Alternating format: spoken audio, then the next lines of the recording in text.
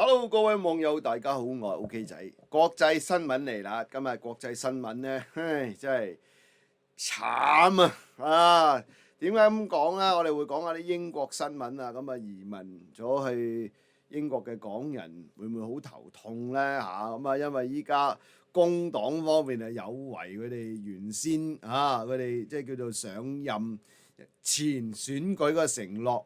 就話狂加稅400億啦，喊啦依家咁啊，成百幾萬人咧就聯署要求再選過咁啊，另外啦就話風暴重創英國啦，咁啊最少哇喺幾百間屋淹沒咗咁啊更加全國發出200幾次嘅洪水警報添，咁啊另外啦呢一個咧就係好爸爸事件真係。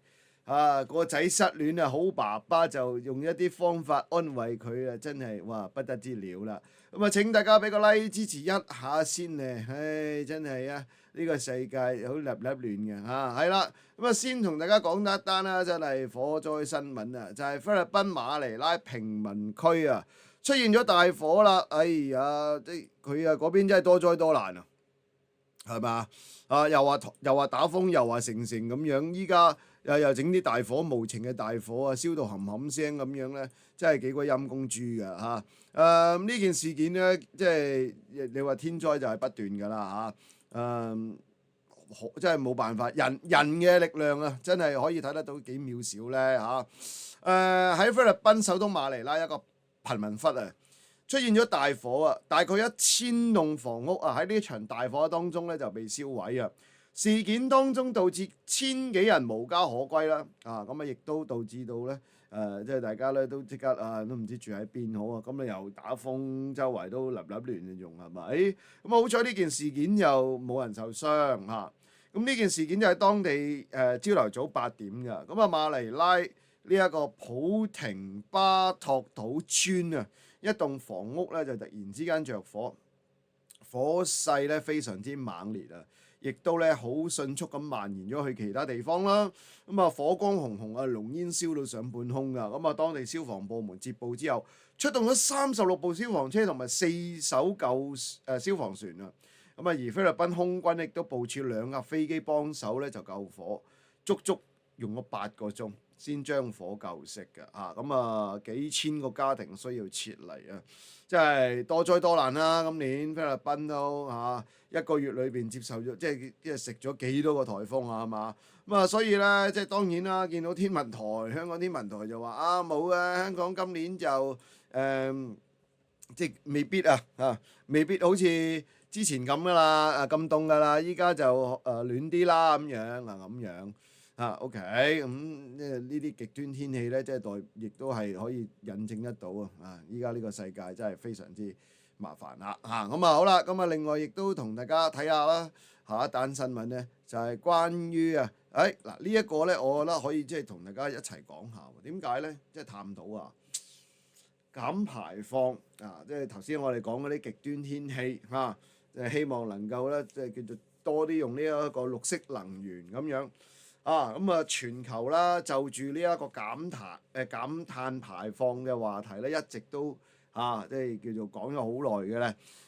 但係啦就見到一個咧我都覺得奇怪嘅嘢因為呢一個咧即係咪多餘咧法新社報導喺聯合國氣候變化綱要公約締約方第29次會議啦，當中咧就作出一個決議代表多年嚟棘手氣候談判邁出咗重要一步，決議達成咗之後，官員熱烈鼓掌。咁有咩值得鼓掌呢？呢一個框架協議啦，第6條入邊涵蓋國家之間碳權直接貿易同聯合國支持獨立市場，一個國家嘅碳信用額咧係容許排放定量溫室氣體許可嘅額度而講到話有錢嘅污染國可以向其他減排目標上面做得更好嘅國家咧，再買一啲叫做排放額度嘅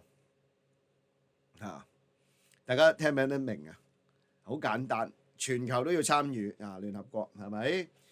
你做得好，或者你舉例個目標，大家 set 喺呢一個位嘅，set 喺呢個高度嘅，你可以咧話將嗰個高就可能有100係咪？每有個限額嘅100，喂你用咗50啫喎，哇你非常之少喎，我有錢，我同你買埋你嗰啲限額，咁我就150，咁都得喎，哇！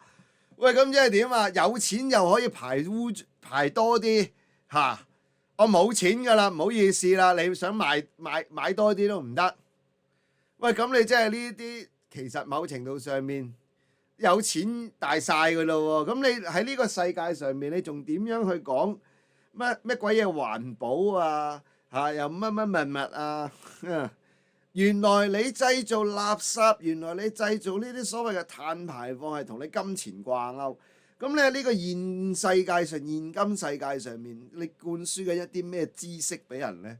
唉，真係金錢真係萬惡啦！嗱，係啊，亦都引證咗呢一個講法啦。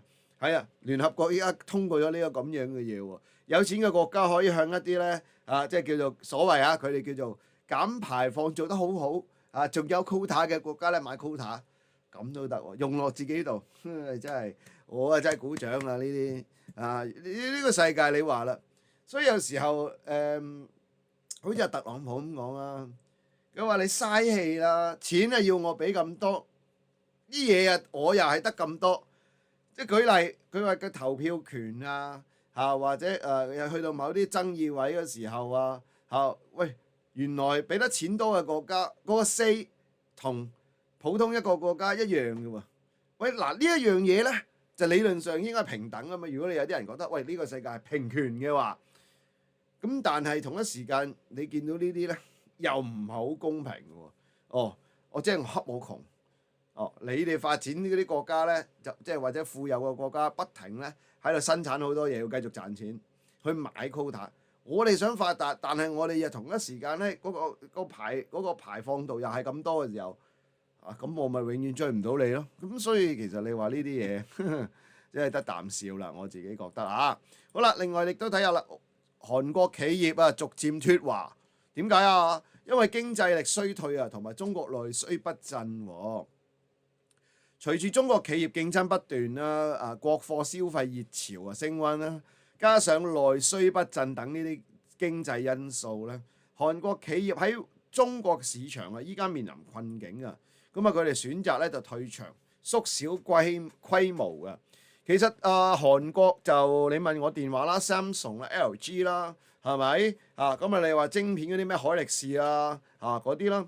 咁但係隨住真係啦，科技嘅一日千里你話依家好似所謂嘅 panel 電話就算嗰啲儲存嘅晶片咧，其實即係中芯嗰啲，即係中芯國際我哋中國或者中興嗰啲咧，都可以已經做到出嚟嘅。所以其實你問喂佢哋一定嗰個價錢甚至乎比你三星呢啲咧一定要平你話就好似電視機 panel 咁樣，佢未必可能仲係 LG 咁，但係亦都自家研製已經可能做到出嚟，即係小米咁樣係嘛，華為咁樣。咁所以其實喂你韓國嗰個可以喺中國市場上面仲賺到幾多錢？呢一個其實都係一個問號啦咁當然啦，你話喂中國內需不振咁呢一個其中一個都係原因。咁競爭力衰退，我覺得都係不進則退有啲嘢就佢呢一樣嘢已經中國可以叫做取代到佢嘅時候，咁咪冇咗呢一個叫做競爭力咯。咁我覺得又唔係啲咩大問題嚟嘅好啦，咁跟住我哋睇下下一單新聞呢。哎呀，真係大鑊啦！即係幾鬼離譜呢單事件喺印度聾啞男就被擺烏龍咧，宣告死亡喎。明明冇瓜，佢話你瓜喎。拎去火化之前呢，喺個火柴堆度復活喎。哎呀，哇咁跟住彈翻起身，哎呀點不知又再不治，陰公呢件事件就係印度啦咁喺火化前奇蹟恢復翻意識嘅。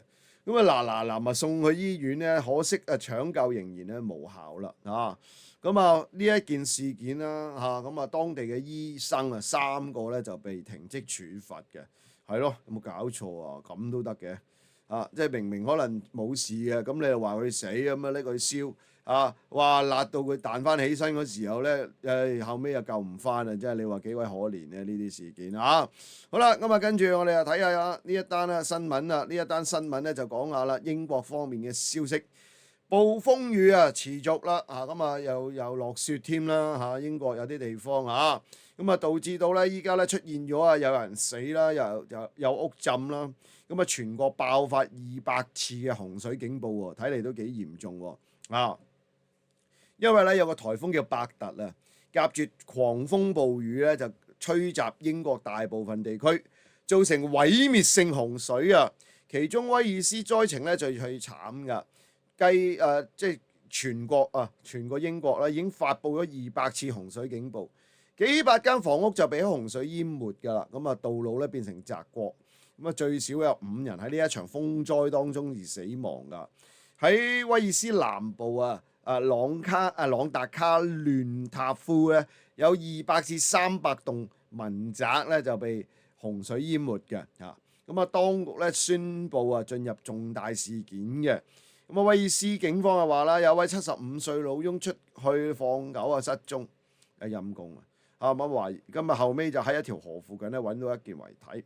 今次風災咧造成最少5人喪生啦，其中喺呢個漢普郡有個60歲男子咧，因為跌咗落嚟嘅樹枝砸到佢部車咁而佢咁樣咧就離世啦。呢一次啦，因為講到話暴雨都係極度唔尋常短短48個鐘裏邊降雨量就已經係佢哋嘅11月正常降雨80%，一日兩日哇就已經落晒啦。咁你諗下啦，真係誇張咁其實呢啲咧除咗風雨仲有雪添暴風雨又加埋雪，吹襲愛爾蘭同埋英格蘭嘅導致到咧佢哋嘅交通運輸中斷啦停電啦喺英格蘭、蘇格蘭威爾斯咧發布過咁多呢啲叫做洪水警報啦，道路封閉、列車中斷嘅真係雪上加霜呢鋪極端天氣對大家嚟講真係去到11月咧，有人話12月仲有風打添香港，真係你話依家係咪恐怖呢個世界恐怖咁所以你話咩全球碳排放可以用錢換嘅，屌你嘥氣啦！我覺得係嘛笑話嚟啊！呢啲即係你話一係啦，唔好搞呢啲所謂嘅規矩，呢啲規矩咧都唔知係咪幫嘢啲有錢嘅好啦，咁另外咧亦都同大家講下錢嘅話題啦。咁梗係英國方面啦英國依家咧工黨就違背佢哋嘅選舉承諾啦，狂加稅4000億咁樣，呢件事件咧都幾頭痕喺英國依家引起一個劇烈反彈點解用劇烈反彈嚟形容咧？因為有超過180萬人要求咧就重選首相加稅嗱，所以啦一陣間我講埋另一單嘢咧，你一聽到咧真係頭都痕埋你分分鐘有啲人唔好搞我啦，大佬我走啦，仲話移民過去好啦，咁聽下呢一個即係加稅消息啦。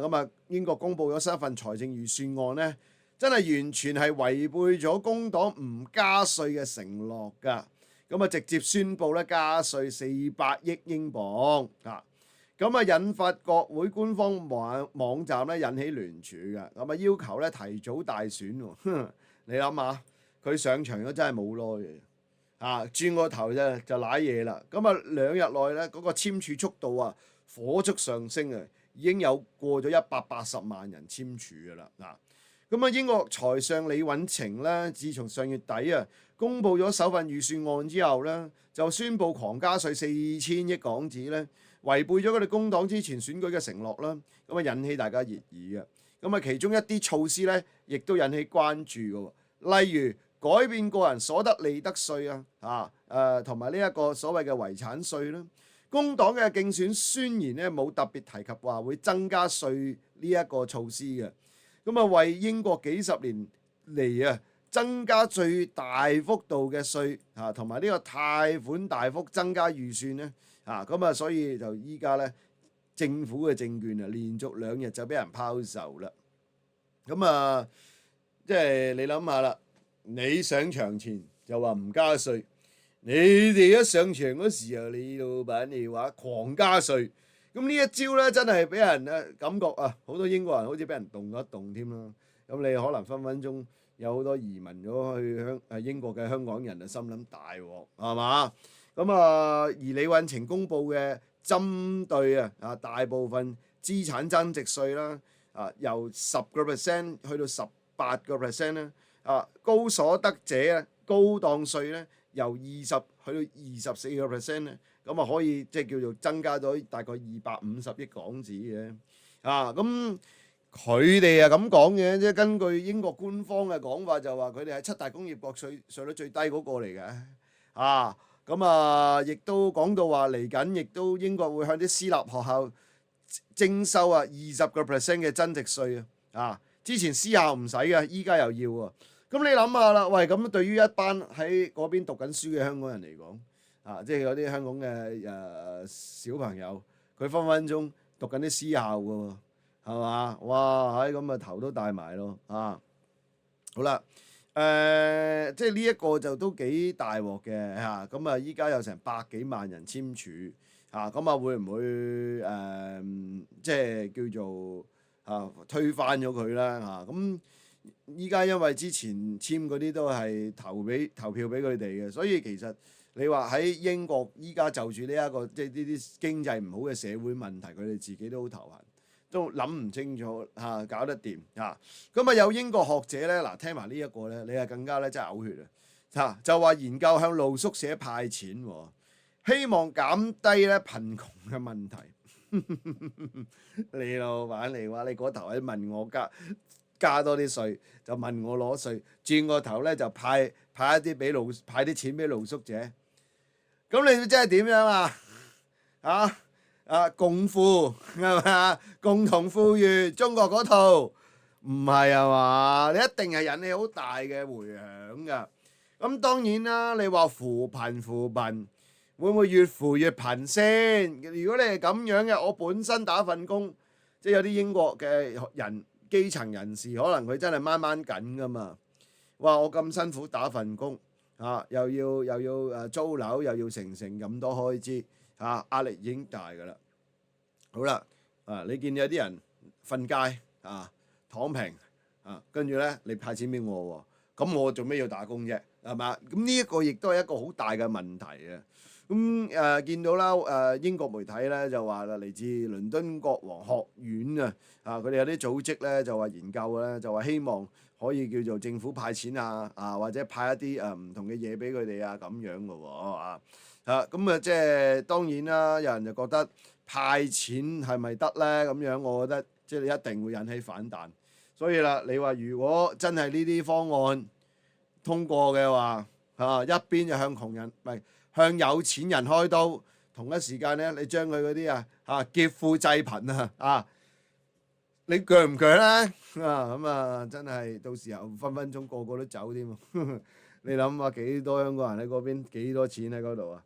哇！劫咗你真係㗎，問你攞錢，喂，你啲樓會升值㗎嘛？咪增值咯，增值稅咯。哇，係咁交稅，跟住將呢啲稅項原來轉個頭就派俾一啲露宿者即係喺荷包攞錢喎。咁我寧願做窮人，有人話係咪扮窮都要啦？係咪？咁有啲話哇唔係咁計喎，咁樣計法好容易俾佢剝光豬喎。所以你話都頭痕唔頭痕好啦，咁我哋睇下啲好爸爸事件咧。咩事咧？嗱，你覺唔覺得佢好爸爸？就話個仔失戀阿爸想同佢打氣於是咧就話啦，揾2位女士就同個仔開房喎。哇，等佢開心啲喎。哇，呢個老豆真係識嘢喎。會唔會諗住嗰個仔享受完，跟住到個老弟疏乾下咧？喺英國㗎呢件事都係就一個父親為咗幫個失戀仔13歲哇，就打氣竟然安排2名性工作者咧就去咗呢個 motel嚇個仔一跳咁當個仔話喂，老豆唔 book 嘢得唔得啊？跟住教你啦，書姐，好嘢嚟嘅咁樣食過飯尋味啊咁樣喎，哇！叫佢唔好傻喎，黐線㗎。咁啊真係誇張，哇！咁啊仲離譜啊！呢個父親竟然要求個仔試埋毒品喎，咁啊唔得！哇！咩老豆嚟㗎？呢啲咩父親嚟㗎？咁啊，當時有個仔咧就同阿爸講，一佢又唔想吸毒，二又唔想同呢啲女士發生性關係喎。哇！唔係嘛？我嘅第一次俾咗佢哋，有冇老無收啊？咁樣呢位父親仲話佢啦：你傻仔嚟嘅，試過你翻尋味啊？咁樣喎，好核突啊！好啦，咁啊，但係講到話最後仍然即係叫做頂唔住阿爸嘅要求咧，夾硬喎，就話同一個26歲性工作者咧就發生關係，事後佢覺得好核突咁樣噶。OK 咁就話啦，當時呢件事件上咗法院噶，就話兩名性工作者咧抵達現場嗰時候咧，個父親佢哋就話佢個仔咧18歲噶啦，卜卜脆嘅咁冇得頂嘅咁樣，咁都得，咁係啊嘛好啦，但係後尾咧就話每人俾咗150英鎊，哇！係咁闊佬啊！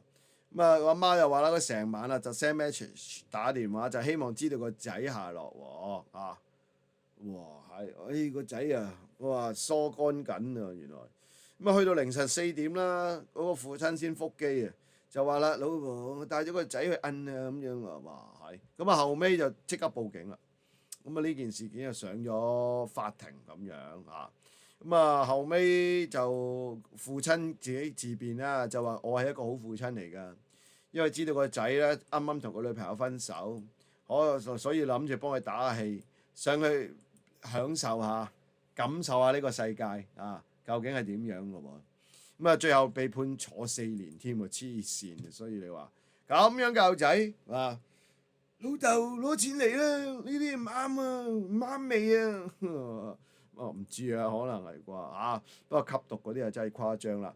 好啦，咁跟住咧，我哋就睇下啦，俄烏戰爭方面啦，普京又出奇招啦。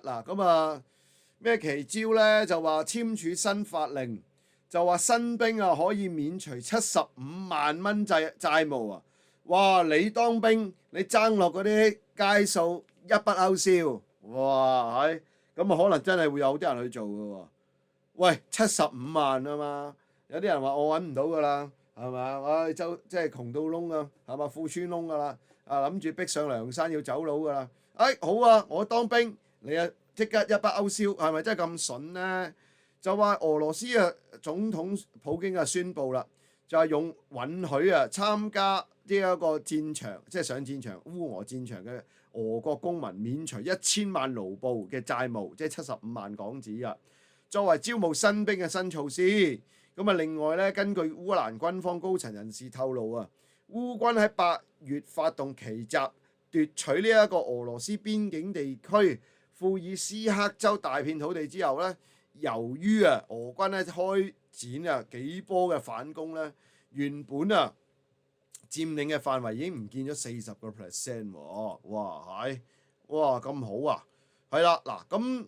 呢個即係所謂嘅即係叫做免債啦適用範圍更加即係如果你老婆爭錢都可以，你當兵你都可以免除埋哇咁呢一個新法啦，涉及法院喺今年12月1號前發出催收令並且啟動追討程序嘅債務，可以免除嘅總債務係1000萬盧布咁樣嘅。即係有可能覺得大家洗腳唔買腳爭落周身街數係嘛？依家政府幫你咧搞掂咗佢我可以幫你 waive 咗佢當冇事發生過。不過你要上戰場睇嚟就精彩啦！會唔會有一班後生仔願意上戰場咧？咁真係唔知啦。另外啦，亦都講下啦。哎呀，真係你話呢個世界好鬼恐怖真嘅。好似我嗰日咁講喺呢一個菲律賓小馬可斯咪得到佢嗰個咩副總統暗殺計劃嘅，聽到喂，我覺得奇怪喂，乜可以咁樣嘅咩？菲律賓咁亂㗎，依家咧小馬可斯咧就即刻揚言反擊就話維護法治與威脅者戰鬥喎，甚至乎好似想拉佢喎啊！咁啊，真係肉酸啦，係嘛？呢件事件咁啊，小馬可斯喺聲明當中宣誓就要維護法治噶。佢話呢啲咁嘅犯罪企圖係唔應該被忽視嘅。佢話佢幾日前聽到啲咁嘅嘢咧，真係令人擔心喎嚇。佢話如果要策劃暗殺總統咁容易嘅，咁喂，如果普通人都應該係可以咁做喎啊。咁啊，所以佢而家佢有機會諗住就拉咗呢一位即係叫做副總統啦。所以佢呢入邊呢啲政治嘅嘢咧都係哎呀鬼臉咁亂。另外亦都睇下日本啊，東京珠寶展咧，哇！315萬嘅鑽戒竟然咧由呢一個酒店啊憑空消失，哇！喺瞞天過海十二羅漢，哇！唔通 Ocean 13咁犀利啊？係啊，嗰套戲有冇睇過啊？哦，係啊，呢一個 Ocean 13、Ocean 11、Ocean 11，有啲人話12猴子嗰啲啦嚇。喺日本東京都港區一個酒店咧舉辦珠寶展嘅。估唔到咧，竟然喺日前下晝傳出啦，每場一隻價值不菲嘅鑽戒，竟然就憑空消失。日本警視廳已經介入調查，究竟隻戒指係跌咗啊，定係唔見咗，俾人偷咗？哇！真係誇張！哇，咁鬼犀利啊！咁樣可以偷走啊？佢嗰啲保安都好鬼差喎啊！好啦，咁最後啦，亦都同大家講下泰國有一單咧恐怖車禍消息啊！泰國有位56歲嘅男子咧涉嫌撞死人之後竟然將條鹹魚放喺車頂上面，仲要揸咗30公里喎，直至到俾警方發現到啦，攔佢咧先停低喎。好啦，但係呢位男士話係咩？我撞死咗人喎，我唔知喎咁樣喎，咁都得？唔係啊嘛？唔知會唔會唔知啊？嗱，咁我覺得其實呢一單嘢似係佢蓄意撞死咗人。